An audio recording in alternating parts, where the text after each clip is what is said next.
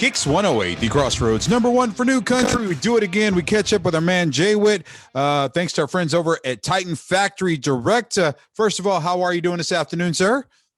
I'm doing good. How are you? I'm doing good, man. I know you're coming off of bye week and you got the big game coming up against Kansas State here, but we're curious, man, or at least I'm curious. What does a bye week look like for a college athlete, man? Do you still practice during the week, Saturdays, or how does that go for you as a college athlete? You still practice during the week. If you're banged up a little bit, you won't practice as much. It's pretty much about, just resetting, getting the body back, and just fine tuning the little details that maybe the first half of the season didn't go as well. So that's kind of how it is. All right. Now you're coming into the last 4 games of your senior year, my friend. What is your goal? How do you want to close out your senior year at UT as a Longhorn on the football field? What are your personal goals to close out the season? Big 12 championship. I like it, man.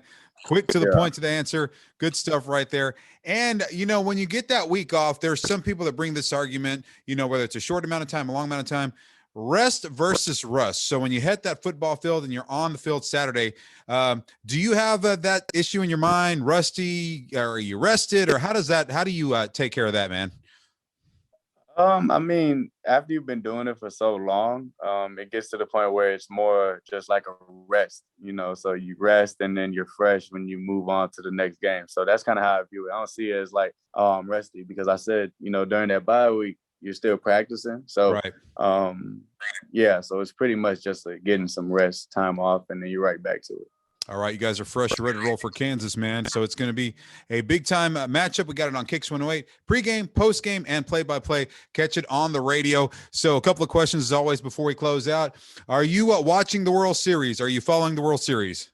I'm following it, yeah, for sure. I just saw that the Astros I think they just had like a no-hitter, right? Yeah, it was a no-hitter. It was a 4-pitcher no-hitter. But, the game before, Phillies 5 home runs, 7-0. The next game, it's a no-hitter against the Phillies. That's why you play the game, man. How do you see this playing out? What's your prediction for the rest of the World Series?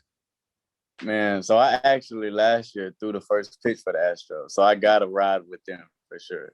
All right, man. Those my people right there. So I'm going. And I'm sure you've seen some of the stuff with Mattress Mac online and TikTok and everything like that. So I guess you don't mess with Mac, because this is what happens right here. So we're moving into the final game of the Cuero Gobblers regular season. Do you follow Gobbler football every Friday? Do you check in on it? How do you represent, or how do you follow Cuero Gobbler football from where you are right now?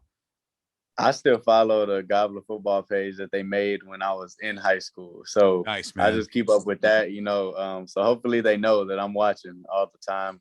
I don't get like a lot of time to go down there, but I'm always watching. I always follow the page, and I get on Facebook, and everyone for Cuero always posts the stats as the game goes. So I'm always watching. Love it, my friend. Well, I hope you enjoyed your week off. I hope you're rested and ready to make a statement against Kansas State on Saturday.